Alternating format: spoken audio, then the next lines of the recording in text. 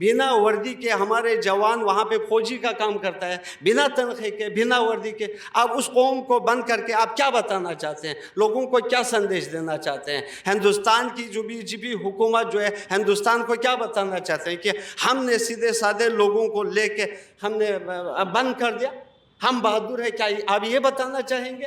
हमने तोलोलिंग से जो शहीद थे, शहीद हो चुके थे जवानों को, उनको अपने कंधे पे उठा के लाया। अब उस कौम को बंद कर रहे हो, उस कौम को जेल में डाल रहे हो। अब उस कौम को बंद करके आप क्या बताना चाहते हैं, क्या जतलाना चाहते हैं? हम एक डिमांड लेके आया है, वो भी हिंदुस्तान के कानून के मुताबिक हम अपना हक मांग रहे हैं। यहाँ पे आना, दिल्ली में आना, ये एक ऐसा है कि जो हमने कभी सोचा नहीं कि हम कभी दिल्ली जाऊंगा इस हद तक, बट इस सरकार ने हमें मजबूर किया कि हम यहाँ तक पहुँचे।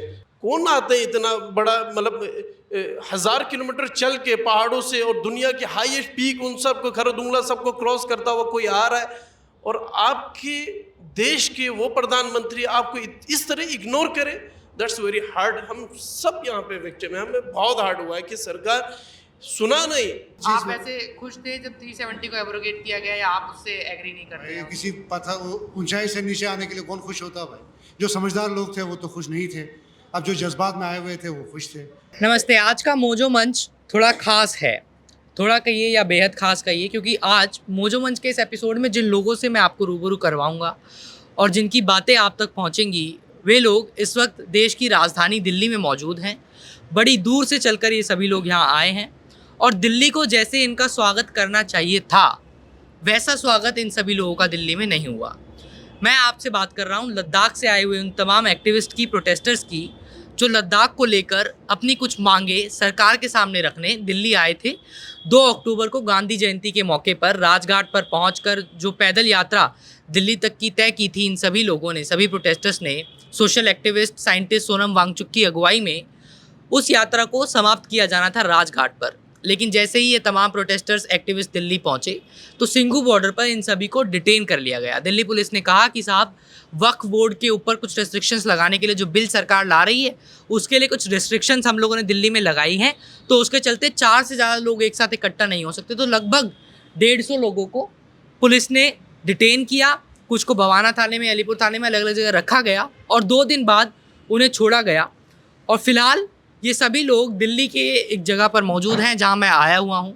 इन्होंने जो भूख हड़ताल शुरू की थी डिटेन किए जाने के बाद, उसको अब रोक दिया है, और राजघाट पहुंचकर जो लद्दाख से जुड़ी हुई कुछ स्पेशल मांग है, जिसमें एक मुखर मांग है 6th शेड्यूल के अंदर लद्दाख से जुड़े हुए जो प्रोविजंस हैं उनको ऐड करना। 6 शेड्यूल में ट्राइब्स की बात की गई है। जितनी भी ट्राइब्स देश के अंदर है, शेड्यूल ट्राइब्स, उनके लिए एक स्पेशल प्रोविज़न किया जाता है, जिसके अंदर गवर्नर साहब के पास भी कुछ जो है शक्तियाँ होती हैं। लेकिन लद्दाख क्योंकि एक पूर्ण राज्य नहीं है, तो 6 शेड्यूल की मांग से पहले पूर्ण राज्य बनाने की भी मांग की गई है। बहुत सारी बातें इन्हीं लोगों से समझेंगे। तमाम लोग मेरे साथ मौजूद हैं। ताहा साहब से आपसे शुरुआत करेंगे। आप इस माइक को पकड़ लीजिए और आप लोग सब सर्कुलेट कर सकते हैं। आप सबसे पहले मुझे बताइए, दिल्ली आप लोग पहुँचे लगभग 30 दिन की पैदल यात्रा करने के बाद, जिस तरीके से फिर दिल्ली पुलिस ने आप सबका स्वागत किया, पुलिस ने सबको डिटेन कर लिया, सबको जो है थाने ले गई पुलिस और कहा कि आप लोग राजघाट नहीं जा सकते। आप लोगों को उम्मीद थी कि ऐसा स्वागत होगा दिल्ली में आप सबको? देखिए, सबसे पहले तो आपको शुक्रिया। बाकी देश की जनता को यही बताना चाहता हूँ कि ये उम्मीद तो बिल्कुल दूर की उम्मीद होंगे, क्योंकि पूरे हिंदुस्तान की राजधानी ही दिल्ली है। तो यहाँ पर हर राज्य से फरियाद लेके दिल्ली ही तो आना है, कहीं और जाना नहीं है।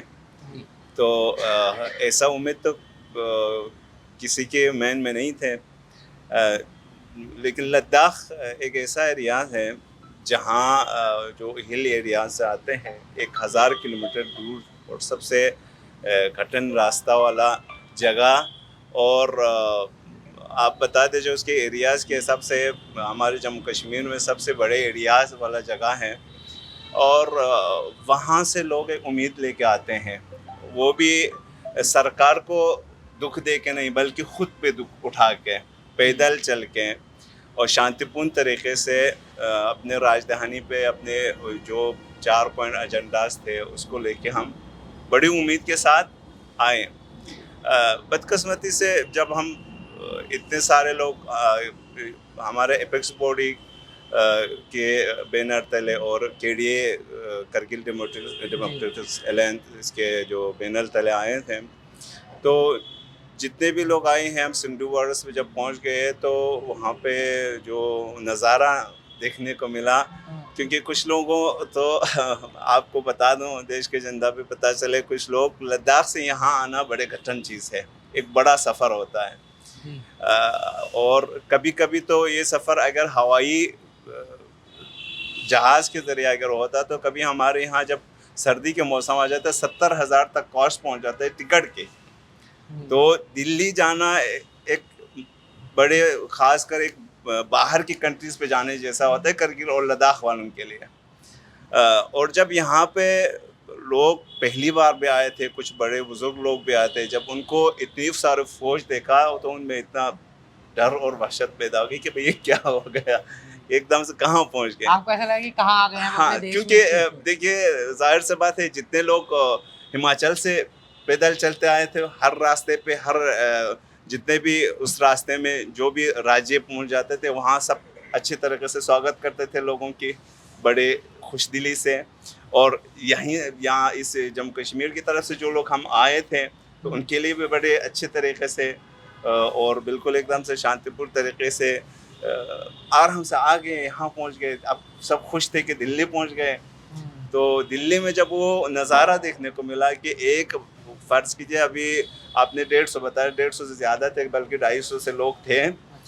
तो 150 तो सिर्फ पैदल चलने वाले थे, बाकी जो गाड़ियों से आए थे उनका भी बड़ी संख्या में थे। तो इतने जब तादाद के लिए दस्यों वहाँ पर फौज पुलिस जब देख लिया तो ये बड़े जो लद्दाखी जो पहली बार आए थे, जो बुजुर्ग लोग थे, उनको बड़े अजीब सा लग गया। ये हम सरकार को तारे तोड़ के लेने के लिए नहीं कहते हैं, ये 4 डिमांड होने वाली है। आपको पता है, उसमें डिटेल में जाऊंगा। नंबर 1 तो हमारे इलाका जो है वो ट्राइबल इलाका है। आपको पता है सिक्किम, भूटान, हर जगह ट्राइबल इलाकों को 6 शेड्यूल के दर्जे में ज़ुमरे में लाया गया है। हम चाहते हैं नंबर 1 तो हमारे इलाके को 6 शेड्यूल के ज़ुमरे में लाएं। दूसरा, डेमोक्रेसी, हमारे वहाँ पर कोई डेमोक्रेसी नहीं। हिंदुस्तान अपने साथ फ़ख्र करते हैं कि दुनिया का सबसे लार्जेस्ट डेमोक्रेसी है। अगर लार्जेस्ट डेमोक्रेसी है तो करगिल में क्यों नहीं? वहाँ पर हम चाहते हैं एक स्टेटहुड जिसमें हमारे आप कह रहे हो कि वहाँ पे आप लद्दाख में डेमोक्रेटिक प्रैक्टिसेस फॉलो नहीं होता है? कोई नहीं होता है, कोई नहीं क्यों होता। आप ऐसा कह रहे हो? लेकिन आप थोड़ा सा बताइए। आप जानते हैं ना, यहाँ पर जो भी ऑर्डर आते हैं वो एक ब्यूरोक्रेट के ज़रिए आता है, कि एक सेक्रेटरी के ज़रिए आता है। ये चुने हुए नुमाइंदों के पास कुछ भी नहीं है।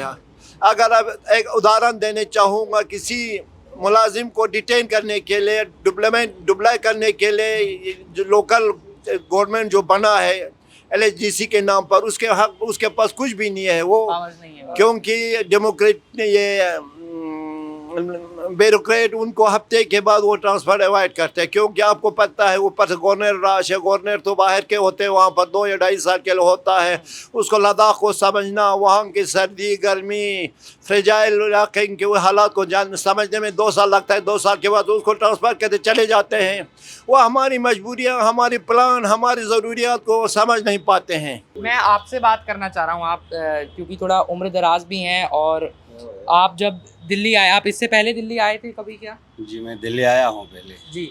तो कई इस बार जिस तरह से आप लोगों का दिल्ली में स्वागत हुआ, 2 दिन आप लोगों को रखा गया बंद करके, आपका क्या उस पर कहना है?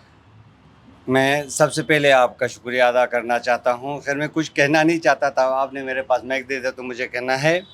यहाँ पर जब कोई बेटे अपने बाप के पास आते हैं, कुछ डिमांड लेकर आते हैं, तो किस तरह बिहेव होना चाहिए, मैं आपसे पूछता हूँ।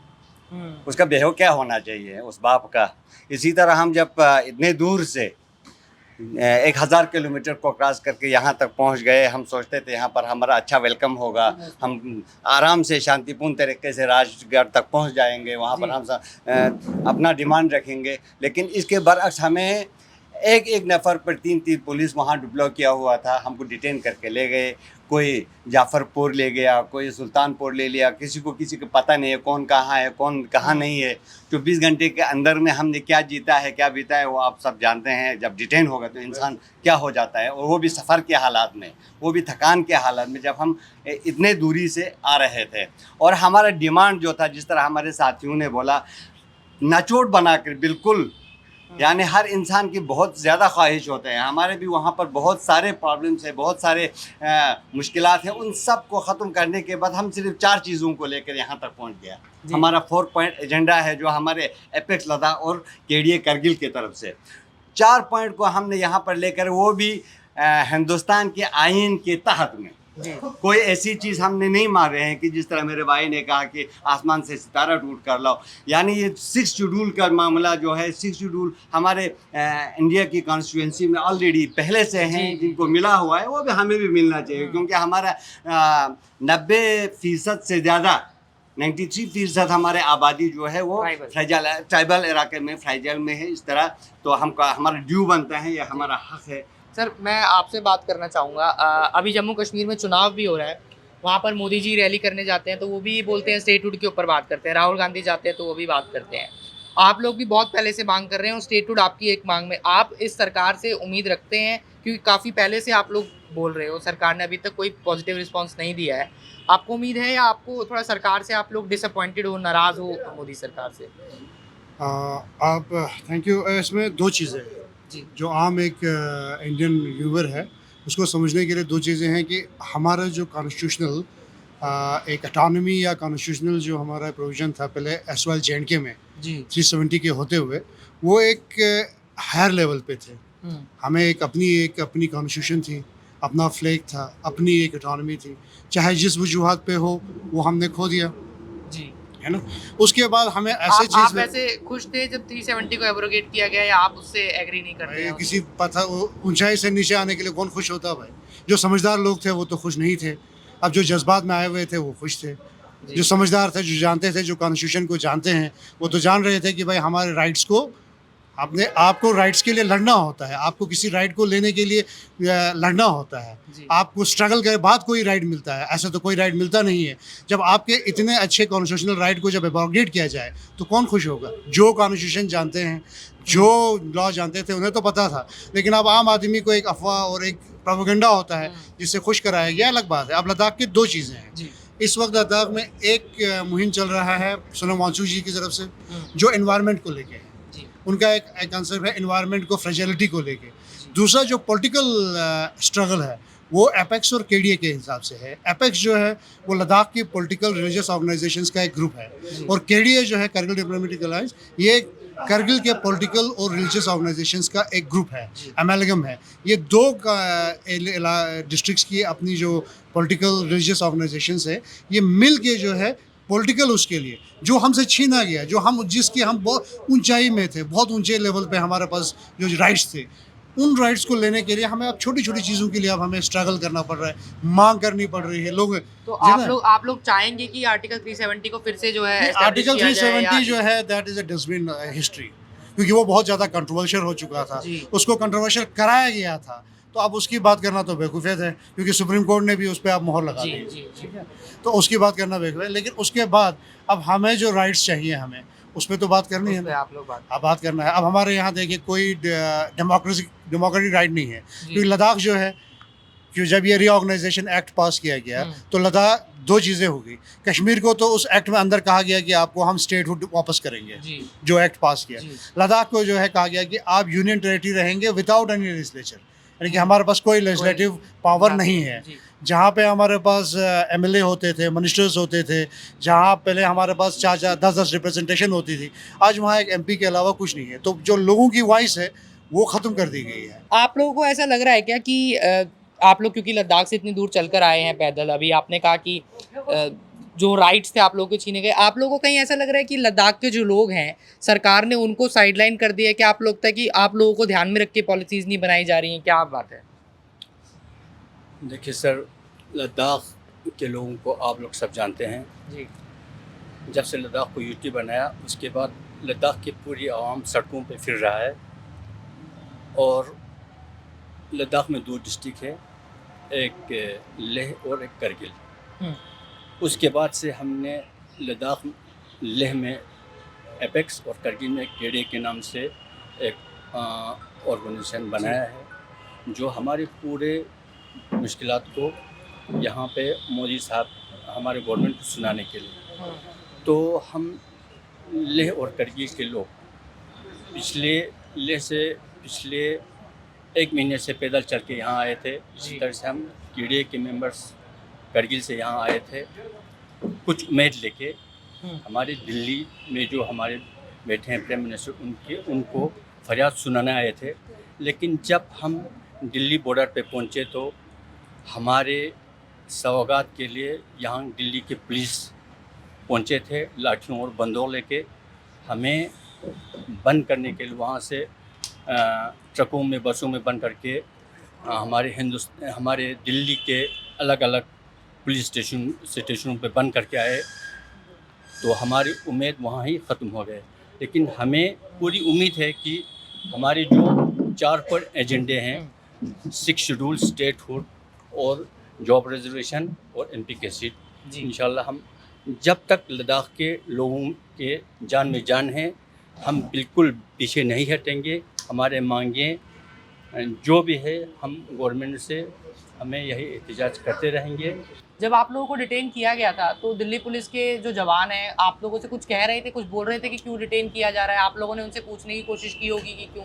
ऑफ कोर्स सिंगू बॉर्डर पे जब हम पहुंचे तो काफ़ी तादाद में वहाँ पे पुलिस वाले थे और वी अंडरस्टैंड कि ये उनकी मजबूरी थी। मेन चीज़ वो ऑर्डर फॉलो कर रहे हैं। हम वहाँ जाके उनसे नरेट करने नहीं आए थे, हम सरकार को बताने आए थे। हमारा जो डेस्टिनेशन था, हमारा जो मोटो था, हमारा जो मिशन था, राजघाट को चुनना 2 अक्टूबर के दिन, ताकि हम मीडिया के अट्रैक्शन को गेन करना चाहते थे। हम चाहते थे कि ये दिन एक इम्पॉर्टेंट दिन है जहां माननीय प्रधानमंत्री जी जो स्वच्छ भारत से एक जिससे देश को आकर्षित जिसे कहते हैं हम करते हैं, उसी दिन को लेके हम वहाँ जाके सिंगू बॉर्डर पे जो बेचारे SHO उनको अपनी फरियाद सुनाने नहीं आए थे। हमने उन्हें बताया भी नहीं। हमें मालूम था ये बेचारे किसी का ऑर्डर फॉलो कर रहे हैं और वो ऑर्डर फॉलो कर रहे थे। उन्होंने हमें बसों में भर के ले गया और अलग अलग जगहों पे हमें ये बुजुर्गान, ये देखो अभी भी दवाइयाँ चल रहे हैं, क्योंकि आदत नहीं है। लद्दाखी कभी प्रोटेस्ट नहीं करते और ना हमें आदत है। बट और आप लोगों का प्रोटेस्ट पीसफुल रहा है शुरू से? ऑफ कोर्स हम Ladakh is known for peaceful. Ladakh के लोग बहुत सीधा साधे हैं, भोले हैं। हमें कहा जाता है कहीं भी यार तुम बहुत सीधे साधे हो, मीन्स हमारी आदत है। बट यहाँ पे आना, दिल्ली में आना, ये एक ऐसा है कि जो हमने कभी सोचा नहीं कि हम कभी दिल्ली जाऊँगा इस हद तक। बट इस सरकार ने हमें मजबूर किया कि हम यहाँ तक पहुँचे। कभी सुना, आपने भी नहीं सुना होगा लद्दाख की, तो लेकिन यहाँ पे आना मीन्स ये एक बहुत सेंसिटिव इशू है, जो इशू हम 4 एजेंडे को लेके आ रहे हैं। तो करो या मरो की स्थिति में है लद्दाख। कौन आते हैं इतना बड़ा, मतलब 1000 किलोमीटर चल के पहाड़ों से और दुनिया के हाईएस्ट पीक उन सब को खरदुंगला सबको क्रॉस करता हुआ कोई आ रहा है, और आपके देश के वो प्रधानमंत्री आपको इस तरह इग्नोर करे। That's very hard. हम सब यहाँ पे विक्टिम है। हमें बहुत हार्ड हुआ है कि सरकार सुना नहीं, और वहाँ पे उन्होंने MHA की तरफ से एक सेक्रेटरी को लेके हमारे मेमोरेंडम सुन लिया जी। तो ये इस तरीके की इग्नोरेंस, जैसे आपने पहले सवाल किया कि आपको क्या लगता है कि आपको इग्नोर किया जा रहा है, ऑफ कोर्स लग रहा है। और उसमें सब भागीदारी है। यहाँ की मीडिया मेन स्ट्रीम सबसे बड़ा मुजरिम है इसमें, कि इस तरीके की, अब मीडिया को पता है उन्हें मसाला चाहिए। उन लोगों को ऐसी ऊट पटांग, अभी वार हो रही है, एक विजुअल्स को 1000 बार दिखाएगा, सारी अटेंशन लोगों को गुमराह करने में सबसे बड़ा भागीदारी। इतनी सेंसिटिव इश्यूज रोजगार को लेके, रिप्रेजेंटेशन को लेके, और लद्दाख को आप सिर्फ 3 लाख आबादियों में ना देखें। लद्दाख स्ट्रेटजिकली जो लद्दाख एग्जिस्ट है, 2 ऐसे दुश्मन देश के सामने है, वो यहाँ पाकिस्तान, वहाँ पे चाइना। स्ट्रेटजिकली अगर लद्दाख की उस टोपोग्राफी को आपको देख के आपको प्लान बनानी चाहिए, आपको पॉलिसीज़ बनानी चाहिए। ये हम अपने लिए नहीं, इस देश के लिए मांग रहे हैं। ये देश का लद्दाख सर का ताज है। अगर आपका सर महफूज नहीं, लद्दाख महफूज नहीं, आपका हाथ पेट टांग लेके आप क्या करोगे बताओ? That's a point. यही समझाने आए हैं हम यहाँ पे। ये बुजुर्ग अपनी दाढ़ियाँ लेके देखो यहाँ पे कैसे कैसे बुजुर्ग, ये इनको क्या ज़रूरत थी? ये अपनी जवानों बच्चों को कह रहे थे तुम जाओ, लेकिन कहा नहीं, हम खुद बच्चे कह रहे हम जाएंगे पापा, आप मत जाओ इतनी दूर। लेकिन कह रही है इतना इम्पोर्टेंट है कि इसके लिए हम खुद जाएंगे ताकि सरकार सुने हमारी बात कि ये बुजुर्ग क्यों आए यहाँ पे। स्टूडेंट्स को तो आप कह सकते हैं कि ये टाइम पास करने आए हैं, घूमने के लिए आए हैं, दिल्ली लद्दाख से कभी दिल्ली देखे नहीं, तुम आ रहे हो दिल्ली में घूम रहे हो, नहीं, ये बुजुर्ग आए, इन्होंने दुनिया देखी है। तो ये पॉइंट था, ये चीज़ हम मीडिया को बताना चाहते हैं, ये चीज़ हम सरकार को बताना चाहते हैं। तो अब आपने अपने इस प्रोटेस्ट को आगे किस तरह से प्लान किया है? आप लोग क्या कदम उठाएंगे अगर सरकार अभी भी नहीं सुनती है आपकी बात? या देखो, स्टेटहुड हमारे लद्दाख की ये जो फुल फ्लैश दिल्ली में आना मीन्स दिल्ली के अंदर फुल फ्लैश स्टेटहुड ना होने की वजह से दो उसमें क्लैश हम देख रहे हैं। दैट मीन्स करगिली लोग और लद्दाख के लोग स्टेटहुड आपके, देन आफ्टर आपका 6 शेड्यूल, ताकि हमारी भूमि ज़मीन, यू कांट बिलीव कि अभी लद्दाख के अंदर ब्यूरोक्रेसी, आप अपनी ज़मीन का बेनामा नहीं कर सकते हैं। आप अगर कोई प्रॉपर्टी जो, क्योंकि ट्राइबल्स लोग हैं, आधे से ज़मीन उन्हें उस वक्त कागजात इन चीज़ों की कोई वो अहमियत होती नहीं थी। जो ज़मीन पे काश्तकारी किया वो समझते थे मेरी। आज वो जो स्किप हुआ है, जो ह्यूमन एरर का हो, कुछ भी का हो, उसको आप अपने नाम पे इंतकाल नहीं कर सकते। ये पावर वहाँ के तहसीलदार से छीन लिया गया है और ये पावर डायरेक्टली डीएम और डीएम के पास इतनी फुर्सत है नहीं, डिस्ट्रिक्ट मजिस्ट्रेट बैठ के आपका बेनामा कराओगे ज़मीन की, भूमि की, नहीं कर सकता। मीन्स वहाँ अलाउ नहीं है। सरकार खाली ज़मीनों का डिजिटाइजेशन करा रहे हैं कि कितनी सारी खाली ज़मीनें लद्दाख के अंदर, जिसको कैपिटलिस्ट जो यहाँ के बड़े बड़े उद्योगपतियों को अलाउड कराने की बात चल रही है। लद्दाखी लोग शरीफ है, बेवकूफ़ नहीं है। और ये सारी चालाकी, ये किस तरीके से हमारी भूमियों को छीन के उद्योगपतियों को दे के अपने दोस्तों को फाइनेंशियली साउंड करना चाहते हैं, ये सारे चालबाजी देख रहे हैं हम, समझ रहे हैं हम। तो इसीलिए सरकार को बताने के लिए यहाँ पे आए हैं हम लोग, ये सारी जनता। तो बाकी आपके दो और जो सवाल है, ठीक है, मैं और लोगों से एक बार बात कर लेता हूँ। ताज साहब, मैं आपसे पूछना चाहूँगा, क्योंकि अब मीडिया में ये भी खबर चल रही है कि सोनम साहब जो है वो पीएम साहब से, राष्ट्रपति जी से या होम मिनिस्टर साहब से मिलने की कोशिश कर रहे हैं, उनसे मिलके मांगे रखी जाएंगी। अब आप लोग यहाँ से वापस जाएंगे या फिर अभी और आप लोग ठहरेंगे, और जब तक आपकी मांगों को सीधा कन्फ्रंटेशन सरकार के साथ नहीं होता है, कोई बातचीत नहीं बनती है, एक सुलह पे आप लोग नहीं आते हैं, तब तक आप लोग इंतज़ार करेंगे क्या? देखिए, अभी तक तो जो अनशन इन्होंने रखा, कल इस शर्त पे छोड़ा है कि विदिन 10 डेज 15 दिन के अंदर जो है वो बातचीत चले केडीए एपेक्स बॉडी के साथ और यहाँ के जो अहदेदार हैं उनके साथ बैठ के बातचीत चलना चाहिए। इसी उम्मीद से हम ये जो प्रोटेस्ट जो है वो यहाँ पे ख़त्म किया है, और जो अनशन में बैठे थे उन्होंने अनशन ख़त्म किया है इसी शर्त पे कि 10-15 दिन के अंदर जो है वो बातचीत हमारे जो नुमाइंदगान है केडीए एपेक्स बॉडी और सोनम वांगचुक साहब हैं उनसे जो है वो बातचीत के लिए तैयार हो जाए और बैठ जाए। लेकिन अगर नहीं होता है ऐसा तो आप लोग तैयार हैं? हाँ, वो तो फिर तो ये प्रोटेस्ट तो जारी रहेगा। या हमारा जो है जो मांगे के लिए तो हम कुछ भी करने के लिए तैयार हैं दाखिल, क्योंकि वहाँ पर एक अजीब माहौल, ये जो 2009 के बाद एक अजीब सा माहौल बन गया है कि लोग अपने ज़मीन पे अपने मकान बना नहीं सकते 2019 से, ठीक है। तो अभी तक जो है हमारे वहाँ पे गायें बकरी चराने की जगह भी ख़त्म हो रहे हैं।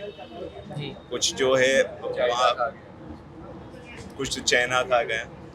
अब ख़ास तौर से आपको बता दूँ, वहाँ पर 2 बॉर्डर्स है बड़े, एक पाकिस्तान के साथ जुड़े, एक चाइना के साथ, और लद्दाख से जो है वो चाइना के बॉर्डर के साथ मिलता है, करगिल जो है वो पाकिस्तान के साथ जुड़े हैं। और इनमें लद्दाख के लोगों ने कितनी कुर्बानियाँ दिया है। देश की जनता पता चले कि जितने अभी तक जंगे चाइना के साथ हुआ है, पाकिस्तान के साथ जितने जंगे हैं, उसमें लद्दाख के लोगों का कितना कुर्बानियाँ थी। अब लोगों में ये भी आ रहा है कि यार हमने कितने देश के लिए कितने कुर्बानी दी, तो देश अभी हमारी बात को सुनने के लिए तैयार नहीं। ये दर्द है लोगों में, ये दर्द है। ये दर्द कब से शुरू हुआ? जब से ये स्टेट जो है ख़त्म किया और एक यूटी बना दिया है जिसमें कोई पावर नहीं है। हेल्थ काउंसिल है जिसकी जब पावर छीना गया है, कुछ नहीं कर सकता, न कोई क़ानून अपने लोगों के लिए बना सकते हैं, न कोई ख़ास जो है उनके तरक्की के लिए कुछ काम कर सकते, कुछ भी नहीं। पावर बिल्कुल एकदम से डाउन कर दी। तो ये सारे चीज़ें हैं, तो लोगों में अब इन सारी चीज़ों को देख के बड़े चिंता है, गुस्सा है, तो इसके लिए तो कुछ भी करना है, तैयार है। हाँ जी। जी ठीक है। आप कुछ कहना चाहते हैं? हाँ जी, मैं ये कहना चाहता हूँ, हम जितने भी लोग आए हैं वो केड़िए के सपोर्ट में आए हैं। जो डिस्ट्रिक्ट करगिल में केड़िए कमर अली अखुन साहब और करबलाई साहब के सपोर्ट में आया है।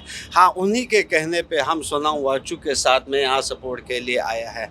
लेकिन मैं ये अफसोस के साथ थोड़ा कहना चाहूँगा कि हमारे लोग बहुत, हम सीधे साधे लोग हैं, हम सीधे सोचते हैं और सीधे बोलते हैं, लेकिन उस कौम के साथ में जो हुकूमत ने किया, सिंधु बॉर्डर पर रोका गया और हमें पुलिस कस्टडी में लिया गया, ये बहुत हमें बहुत अफसोस हुआ। अब उस कौम को बंद कर रहा है, जिस कौम ने कभी लठ नहीं उठाया, जिस कौम ने कभी इस सरकार के ख़िलाफ़ नहीं बोला, जिस कौम ने कभी छुरा उठा के एक दूसरे को मारने का मतलब ये तरीक़ा कभी अपनाया नहीं, कभी सोचा नहीं है, उस कौम को आप पुलिस कस्टडी में देकर आप क्या बताना चाहते हैं, क्या जतलाना चाहते हैं? खुसूसन हमारे कारगिल करगिल जो वार हुआ, उसमें हिंदुस्तान ने पाकिस्तान को मुंह के जो खाना पड़ा, वापस जाना पड़ा, हिंदुस्तान की जीत हो गई, सिर्फ अकेला सहने की वजह से नहीं हुआ। हमने अपनेशन उठाया है हमारे जवानों ने, क्योंकि मैं खुद, मेरे दाएं हाथ में